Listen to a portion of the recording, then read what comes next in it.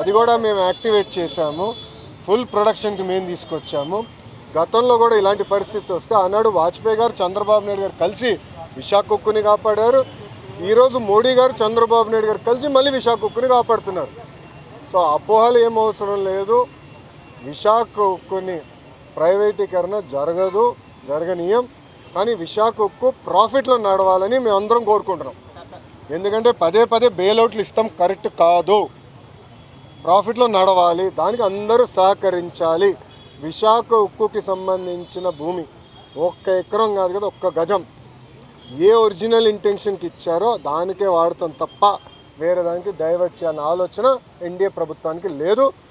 CPM సోదరులకి script ఎక్కడి నుంచి వచ్చిందో వాళ్ళే దానికి సమాధానం చెప్తే బాగుంటుంది.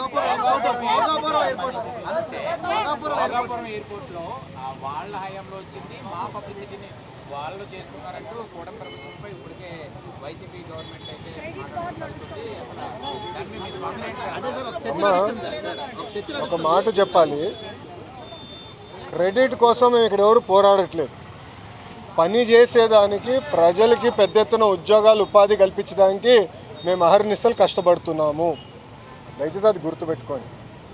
ఇదే జగన్మోహన్ రెడ్డి గారు ఆనాడు ఏం చెప్పారు, ఎర్ర బస్సు రాని ఊరికి ఎయిర్పోర్ట్ అవసరమా అని చెప్పారా లేదా? వీడియో మీరు చూసారా లేదా? మళ్ళీ ఇప్పుడు ఆయన వచ్చి అన్ని మాటలు మాడితే ఎంతో న్యాయం. నంబర్ 1. నంబర్ 2, ఆనాడు జిఎంఆర్కి సుమారుగా 2600 ఎకరాలు కూటమి ప్రభుత్వం అందజేసింది. నన్ను అడిగితే అది ఇంకా తక్కువ. ఒక హైదరాబాద్ ఎయిర్పోర్ట్కి 5000 ఎకరాలు ఇచ్చాం. ఆనాడు ఇదే పెద్ద మనుషులు ఏమన్నారంటే హైదరాబాద్ ఎయిర్పోర్ట్కి 5000 ఎకరాలు అవసరమా, ఎయిర్పోర్ట్కి 5000 ఎకరాలు అవసరమా? ఈరోజు మీరు హైదరాబాద్ ఎయిర్పోర్ట్ చూడండి, అదే సమయంలో బెంగళూరు ఎయిర్పోర్ట్ చూడండి. ఈరోజు బెంగళూరు సిటీ 2వ ఎయిర్పోర్ట్ కోసం ఎతుకుతున్నారు. కానీ అదే హైదరాబాద్ రాబోయే 100 సంవత్సరాలు కూడా కావాల్సిన డెవలప్మెంట్కి భూమి రెడీగా ఉంది. ఇదే టెర్మినల్ ఇంకొక మిర్రర్ కాపీ అటు పక్కన చేయొచ్చు. సో అలా ముందు చూపుతో ఒక విజన్తో చంద్రబాబు నాయుడు గారు అనౌన్స్ చేశారు. జగన్మోహన్ రెడ్డి గారు అధికారంలోకి వచ్చిన తర్వాత జిఎంఆర్కి ఇచ్చిన భూమి కూడా వెనక్కి తీసుకున్నాడు. సుమారుగా 600 ఎకరాలు వెనక్కి తీసుకున్నారు. కూటమి ప్రభుత్వం తిరిగి వచ్చిన తర్వాత ఆ భూమి మళ్ళీ జిఎంఆర్కి తిరిగి ఇచ్చారు. ఎందుకు ఇచ్చారు మనం చెప్పాలి. కేవలం ఒక ఎయిర్పోర్ట్లో ఫ్లైట్లు ల్యాండ్ అవుతాము, ప్యాసింజర్స్ దిగుతాం, ప్యాసింజర్స్ ఎక్కి వెళ్ళిపోతాం కాదు. లార్జర్ ఎకో సిస్టమ్ అనేది చాలా అవసరం. లార్జర్ ఎకో సిస్టమ్ అంటే MRO engine maintenance, under body maintenance, paint shop, ఇవన్నీ ఎకో సిస్టమ్ ఏర్పాటు చేస్తేనే పెద్ద ఎత్తున మన పిల్లలకి ఉద్యోగాలు ఉపాధి కల్పించగలుగుతాం. ఆ లక్ష్యంతో ఆ భూమి కూడా తిరిగి వాళ్ళకి ఇచ్చి ఎంఆర్ఓ ఏర్పాటు చేస్తున్నాం. మొన్న నేను వచ్చాను, అశోక్ గజపతి రాజు గారి దయ వల్ల మానసాస్తో జిఎంఆర్ ఒప్పందం చేసి ఒక వరల్డ్ క్లాస్ ఏవియేషన్ యూనివర్సిటీ కూడా కడుతున్నాం. సో ఒక ఎకో సిస్టమ్ మొత్తం ఏర్పాటు చేస్తున్నాం. భయా క్రెడిట్ కావాలంటే వాళ్ళు తీసుకోమనండి, ఆర్ నో ఇష్యూ. దాంతోపాటు పీపీఎల్ రద్దు చేసామని క్రెడిట్ తీసుకోమనండి. అమర్ రాజని ఆంధ్ర రాష్ట్రం తరిమేసామని క్రెడిట్ తీసుకోమనండి. ఆనాడు అనేక కంపెనీల పైన లేబర్ అని, మన పొల్యూషన్ అని, అంతెందుకు మా అధ్యక్షులు వాళ్ళకి కమర్షియల్ కాంప్లెక్స్ అన్ని పర్మిషన్లు ఉన్నా కూడా పగలగొట్టారు కదా, ఆ క్రెడిట్ కూడా తీసుకోమని భయ్, నో ప్రాబ్లం. చెప్పమ్మా, లేడీస్ ఫస్ట్.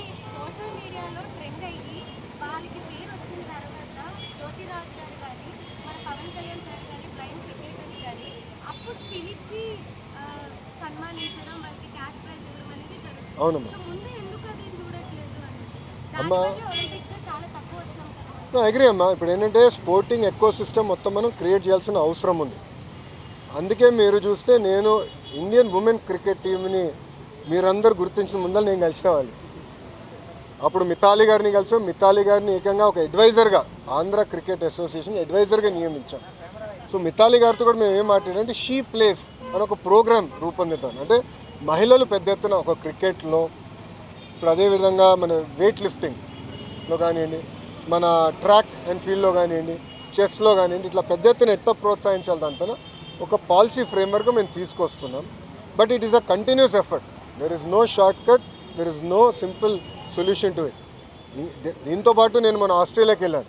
అక్కడ గ్రిఫిట్ అని ఒక యూనివర్సిటీ ఉందమ్మా. They are known for sports, they are one of the best in the world. వాళ్ళతో కూడా మాట్లాడి ఇక్కడున్న యూనివర్సిటీస్తో టైఅప్ చేసి మొత్తం ఎకో సిస్టమ్ ఏర్పాటు చేయాలి. It has to do with nutrition, physical recovery, eco system మొత్తం ఏర్పాటు చేయాల్సిన అవసరం ఉంది. ఐ అగ్రీ, మనం చేస్తుంది సరిపోదు. 100% మనం చేస్తుంది నాట్ మోర్ దెన్ 10-12%. కానీ కూటమి ప్రభుత్వం కనీసం గుర్తిస్తుంది. శ్రీచరణిని గుర్తించింది, లైన్ క్రికెటర్స్ని గౌరవ ఉప ముఖ్యమంత్రి గారు గుర్తించారు. ఇట్లా నేను కొంతమంది గుర్తిస్తున్నా. చేసి వాళ్ళు కూర్చోబెట్టి వాళ్ళు గతంలో పడిన కష్టాలు ఏంటి, అది వేరేకి అంటే వేరే పిల్లలు ఇబ్బంది పడకుండా ఎట్లా చేయాలి, ఎకో సిస్టమ్ ఎట్లా ఏర్పాటు చేయాలి వాళ్ళు కనుక్కొని we are train to create an ecosystem. అది ఓవర్ నైట్ అయితే అవుతుంది. It requires a lot of effort. మహిళలను ఉద్దేశించి కూటమి ప్రభుత్వం స్త్రీశక్తి ఉచిత బస్సు పథకాన్ని తీసుకొచ్చింది. అయినప్పటికీ చాలా వరకు కూడా బస్సు సెంటర్లో బస్సులు నిలపకపోవడం వల్ల గర్భిణీలు కూడా బస్సుల వెనక పరుగులు తీయాల్సినటువంటి పరిస్థితి వస్తుంది. ఒకవైపు చూసుకుంటే ఆ డీటెయిల్స్ మాకు ఇవ్వండి సార్. అంతా కూడా నో ఆ డీటెయిల్స్ మాకు ఇవ్వండి. ఎక్కడ ఆగట్లేదో కొంచెం డీటెయిల్స్ ఇస్తే వీల్ కరెక్ట్. అంతేగాని ఆపాలనేది రూల్ ఉంది, we'll correct. No issue sir. Construction start అయిపోతుంది. అవసరం మళ్ళీ మంచి రోజుల కోసం ఆగాలి కదా, వర్క్ స్టార్ట్ చేయాలి. మళ్ళీ ఫిబ్రవరి వరకు మంచి రోజులు కన్స్ట్రక్షన్ జరుగుతుంది స్టార్ట్. No issue. ఒక్క నిమిషం సార్, 1 సెకండ్. ఏం సార్, ఈ 1-2 monthsలో వర్క్ స్టార్ట్ అవుతుంది సార్. డేటా సెంటర్కి వీళ్ళు స్టార్ట్ అవుతుంది సార్. ఏం సార్